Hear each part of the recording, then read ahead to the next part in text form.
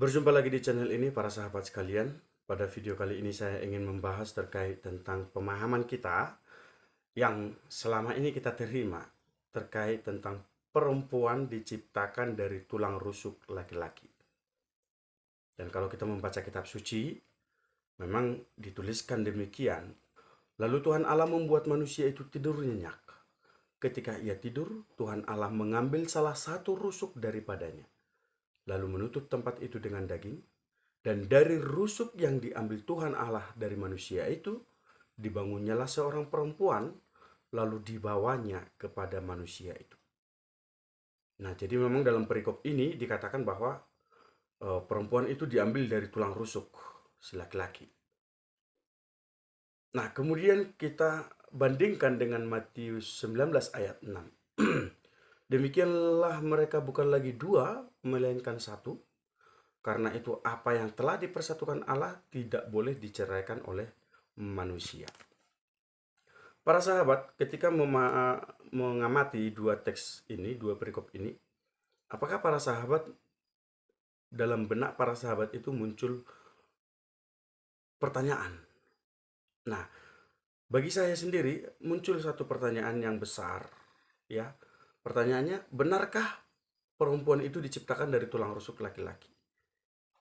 Dan kemudian mengapa Tuhan Allah itu tidak menciptakan laki-laki dan perempuan pada waktu yang bersamaan?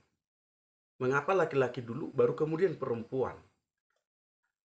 Dan kemudian bagaimana kita memaknai atau memahami kalimat mereka bukan lagi dua melainkan satu? Ya, suami istri itu bukan lagi dua.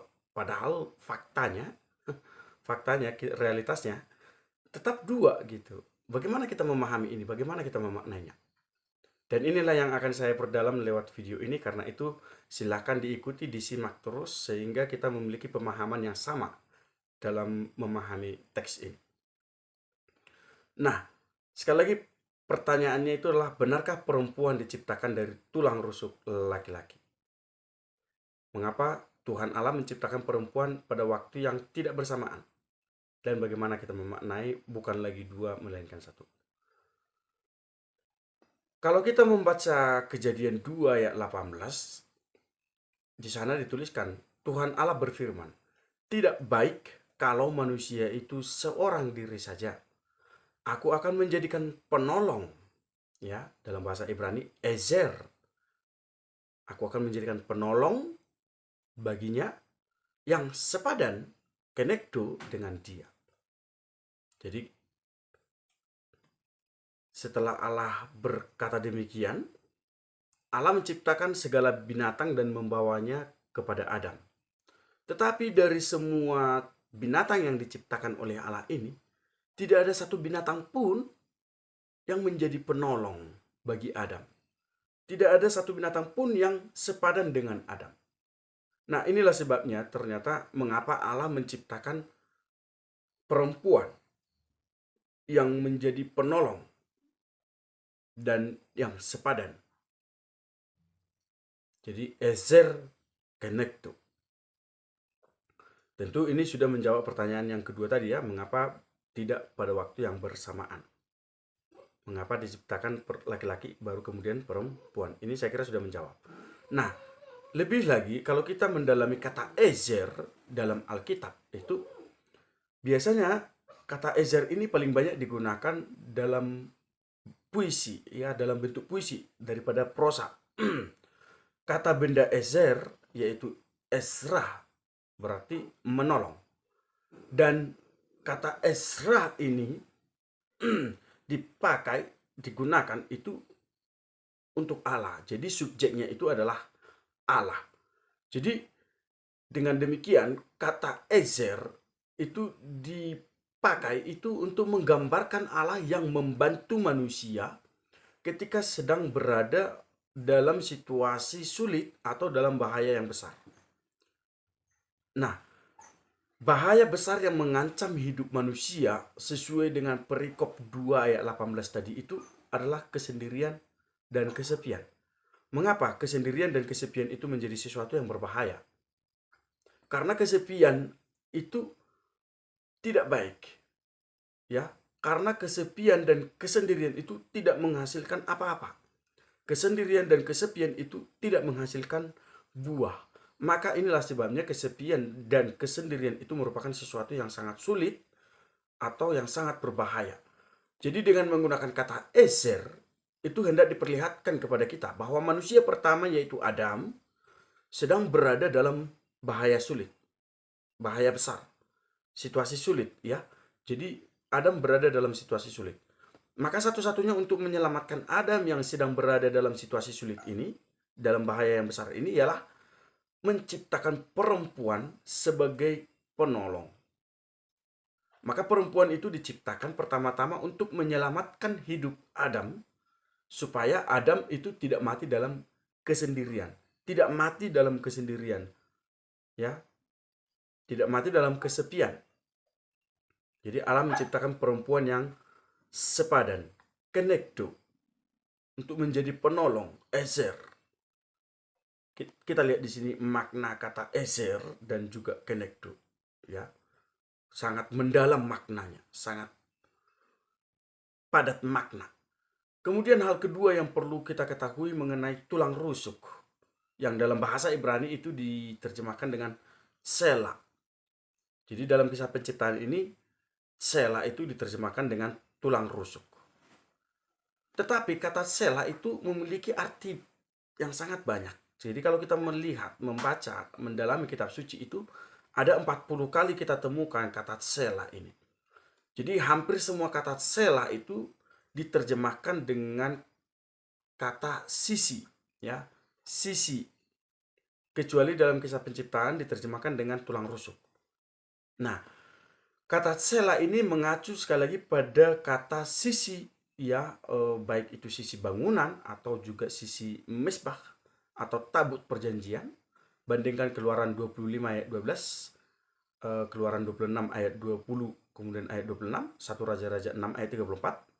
Kemudian juga sisi kamar, ya, bandingkan 1 Raja-Raja 6 ayat 8, Yehezkiel 41 ayat 6. Dan juga sela ini juga diterjemahkan dengan lereng gunung, 2 Samuel 16 ayat 13. Jadi jika seandainya kata sela ini dalam kisah penciptaan itu diterjemahkan dengan kata sisi, maka teksnya itu akan berbunyi demikian. Ketika ia tidur, Tuhan Allah mengambil salah satu sisi daripadanya. Ya. Dari pemahaman ini kita bisa menyimpulkan bahwa yang diambil Allah itu bukan sebagian tulang dari Adam, melainkan separuh diri Adam, ya, separuh diri. Jadi sisi itu separuh diri. Selain itu kata sela yang berarti sisi tadi juga hendak menunjukkan kepada kita bahwa secara tidak langsung martabat perempuan itu sama dengan laki-laki. Memang ada yang menafsirkan tulang rusuk itu juga menunjukkan bahwa perempuan dan laki-laki itu adalah setara, sama. Tidak ada yang lebih tinggi ataupun tidak ada yang lebih rendah. Nah, jadi jika demikian, mana yang benar? Hawa dibentuk dari sisinya Adam atau dari tulang rusuknya Adam? Mana yang benar? Ya jawabannya tergantung kepada orang yang menafsirkan. Tetapi yang pasti, tetapi yang jelas di sini ialah bahwa Allah itu menciptakan Hawa. Dalam penciptaan itu Allah perlu mengambil sesuatu dari Adam. Allah perlu mengambil sesuatu dari Adam. Itu yang pasti, itu sudah jelas. Nah, jadi sejak awal perempuan dan laki-laki itu adalah satu. Namun kronologi penciptaan bahwa Adam diciptakan pertama kali, kemudian Hawa yang kedua, ini seringkali menimbulkan kesalahpahaman, perbedaan pandangan, perbedaan pemahaman dalam menafsirkannya. Ada yang mengatakan bahwa Adam yang pertama, maka Adam yang lebih utama daripada perempuan. Di sisi lain ada yang mengatakan bahwa perempuan itu adalah penyempurna. Ya, laki-laki itu tidak sempurna, maka datanglah perempuan untuk menyempurnakan. Seperti itu. Jadi ada perbedaan pandangan, perbedaan penafsiran. Jadi kronologi penciptaan ini menimbulkan kesalahpahaman. Akibatnya itu apa? Akibatnya itu status perempuan maupun laki-laki ini menjadi dibanding-bandingkan. Yang lebih rendah menjadi lebih tinggi dan sebaliknya. Laki-laki lebih tinggi, perempuan lebih rendah dan sebaliknya. Ya, ini dampaknya. Nah, hal ketiga yang perlu kita dalami dalam Kejadian 2 ayat 21 sampai 22 tadi itu, bahwa Tuhan Allah itu mengambil, itu dalam bahasa Ibraninya itu fayikah.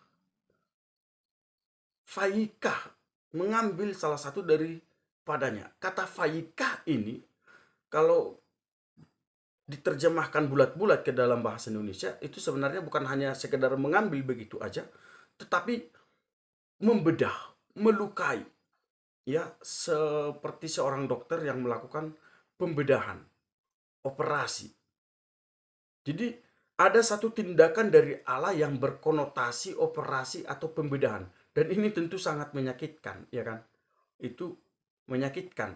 Jadi kalau hanya mengambil itu tidak ada suatu tindakan yang lebih dari menyakitkan gitu. Tapi kalau sudah melukai, itu berarti sudah ada satu tindakan yang sangat menyakitkan. Tetapi pemahaman ini membawa suatu pemahaman baru kepada kita, bahwa pada dasarnya itu perempuan tidak diciptakan dari tulang rusuk laki-laki. Tetapi yang terjadi adalah bahwa Allah membuat manusia, yaitu Adam, tidur nyenyak, lalu salah satu dari sisi manusia itu diambil. Lebih jelasnya manusia itu dibelah dua. Dan dari salah satu belahan itu dibangunnya perempuan itu. Kemudian dalam teks itu dikatakan manusia itu tidur nyenyak. Ketika proses penciptaan yaitu membedah dan membangun terjadi. Tidur nyenyak. Jadi manusia itu tidak sadar apa yang terjadi pada dirinya dan tidak tahu bagaimana wanita itu diciptakan. Proses dan kondisi ini membawa kita pada beberapa pemahaman baru mengenai relasi atau hubungan antara laki-laki dan perempuan. Jadi perempuan dan laki-laki itu sekali lagi pada awalnya itu satu, kemudian Allah membedah. Nah, jadi kata membedah itu berarti sesuatu yang melukai gitu ya. Jadi Allah membedah, mengambil sisi Adam. Dan disinilah kita melihat kesatuan antara laki-laki dan perempuan. Hal yang keempat yang harus kita pahami lagi yaitu bahwa ketika Adam bangun dari tidur, ia berkata, inilah dia tulang dari tulangku dan daging dari dagingku. Ia akan dinamai perempuan sebab ia diambil dari laki-laki. Kejadian 2 ayat 23. Dalam bahasa Ibrani itu perempuan itu disebut dengan Isah. Sementara dalam bahasa laki-laki itu Ish. Di sini terlihat bahwa perbedaan laki-laki dan perempuan itu menjadi jelas karena penciptaan perempuan. Namun meskipun berbeda, tampak bahwa istilah Isah untuk perempuan berasal dari kata Ish untuk laki-laki. Jadi di sini kita melihat bahwa laki-laki dan perempuan itu tidak terpisahkan satu sama lain. Ya, tidak terpisahkan. Jadi hal ini tampak dalam kalimat selanjutnya dalam perikop Kejadian 2 ayat 23. Karena itu seorang laki-laki akan meninggalkan ayahnya dan ibunya dan bersatu dengan istrinya sehingga keduanya menjadi satu daging. Nah, bagaimana kita memaknai hal ini? Bagaimana kita mengkaitkannya dengan Matius 19 ayat 6 tadi? Mereka bukan lagi dua tetapi satu. Dan mengapa dikatakan apa yang telah dipersatukan Allah tidak dapat diceraikan oleh manusia? Bagaimana mungkin laki-laki dan perempuan bisa menjadi satu daging? Maka dalam perikop ini sebenarnya yang dimaksudkan ialah bahwa laki-laki dan perempuan itu bersatu kembali menjadi satu daging. Sisi maskulin dan feminisme itu dalam diri manusia berpadu kembali.